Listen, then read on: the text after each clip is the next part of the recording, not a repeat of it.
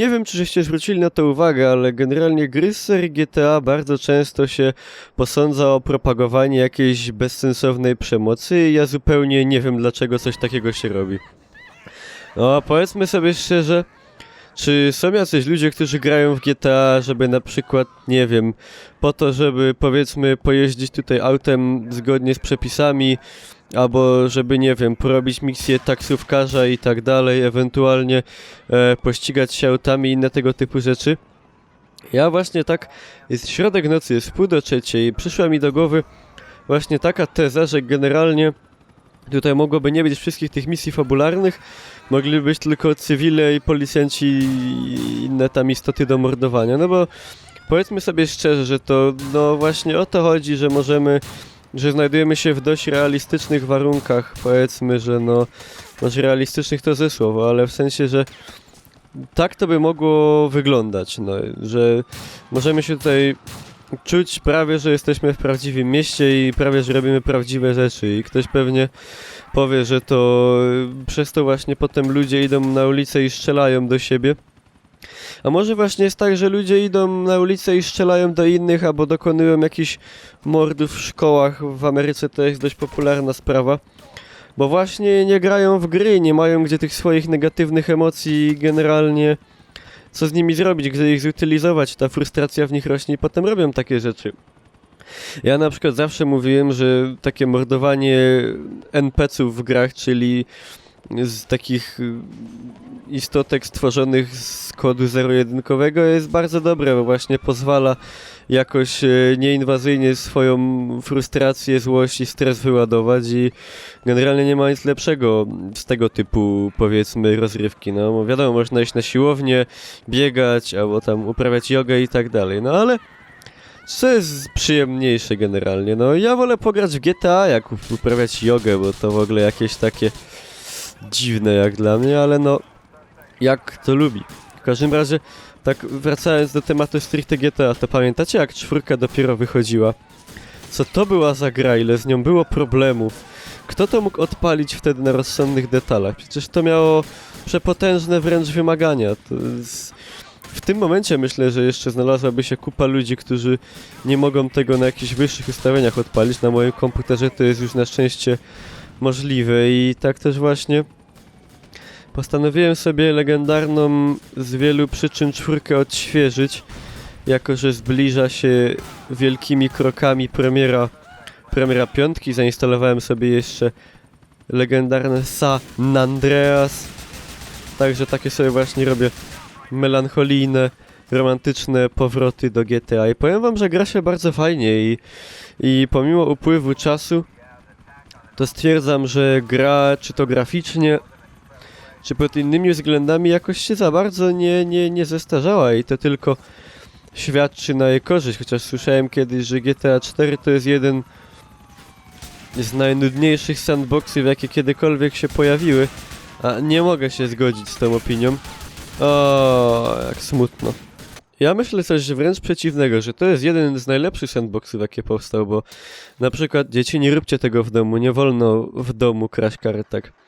Poprzednie części GTA były z taką potężną ilością takiego jaja i ja nie mówię, że to źle, bo to fajnie i w ogóle, ale ten humor był taki aż komiczny do przesady, a to jest chyba taka w sumie najrealistyczniejsza część GTA. Z tego co wiem, no tam w 5 pograłem chwilę, także nie mam jakiegoś obrazu tutaj pełnego. Zobaczymy, jak już wyjdzie 5 na PC-ta i będzie mi działała, a wymagania są obiecujące, w sensie... Co on robi? No musisz zapłacić za swoją głupotę. W sensie są niskie, co bardzo mnie cieszy. To no... Zobaczymy, jak to tam będzie wyglądało. Ja 4 bardzo lubiłem. Zagrywałem się nią jeszcze jak miałem Xboxa długie godziny i będę to pamiętał jeszcze przez długi czas. I generalnie to, co lubiłem najbardziej, to jest właśnie nawet nie wykonywanie misji głównych, tylko takie właśnie dla odstresowania robienie takiej rzezi. Może ktoś powie, że musi być coś z człowiekiem źle w głowie, żeby on się odstresowywał mordując ludzi, no ale przypominam, to nie są ludzie, to nie są prawdziwe postacie, to są takie na niby, tylko w grze. Jak się tutaj kogoś zabije, to się nie idzie do sądu, ani ani się nie idzie do więzienia i rodzina nie płacze po nikim, bo te postacie tutaj najprawdopodobniej nie mają rodziny. Chociaż, kurde, nie wiadomo. Może tak, sorry, może tak naprawdę gdzieś tam te zero-jedynkowe NPC właśnie płaczą rzewnymi łzami, że ja zabiłem ich krewnych. Kurde, może nie wiadomo w sumie, człowiek się tak nad tym nie zastanawia, może tak naprawdę jest, że każda taka cyfrowa postać ma gdzieś tam rodzinę i ona potem za kulisami gry płacze i chce nas pozwać do sądu, ale nie może nas pozwać, bo zdaje sobie sprawę, że ona nie istnieje i... No, dobra, to już jest głupie to, co ja mówię. No, ale wiecie, o co chodzi, no, że w prawdziwości nie wolno zabijać ludzi. W grze można i tak mogę tu przytoczyć przykład gry Hatred. To jest chyba polska gra, o ile się nie mylę? Już nie pamiętam. Chyba polska gra, Łaki Bandyta, patrzcie. Nie ja tu jedyny jestem zły, niedobry. Która, no, są wielkie tam kontrowersje z tej przyczyny, że ona niby opiera się właśnie tylko i wyłącznie na tam mordowaniu dobrych, niewinnych ludzi i że to jest złe i że tak robić nie wolno i że to będzie doprowadzało do tego, że ludzie tam będą potem wychodzili na ulicę właśnie i robili straszne rzeczy. A ja myślę, że to nie prowadzi do takich rzeczy, no ale ja nie jestem też z drugiej strony, to jest właściwie chyba piąta strona, wykształconym naukowcem, także no, może ja się w sumie nie powinienem wypowiadać. No ale mogę mieć własną opinię, jak każdy człowiek. Także spoko. Patrzcie, jakie jestem dobry. Oni we mnie ołowiem, a ja w nich wodą. Czy można być bardziej pacyfistą ode mnie? Myślę, że nie. To jest taka metafora, że ja ogień ich przemocy gaszę wodą miłości, czy coś takiego w ogóle. Chcieliście być kiedyś strażakiem?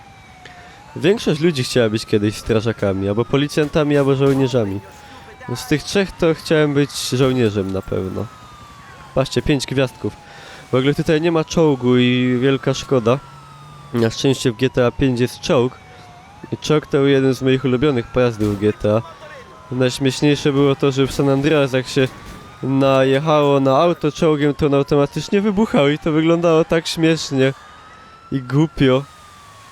Ale fajnie.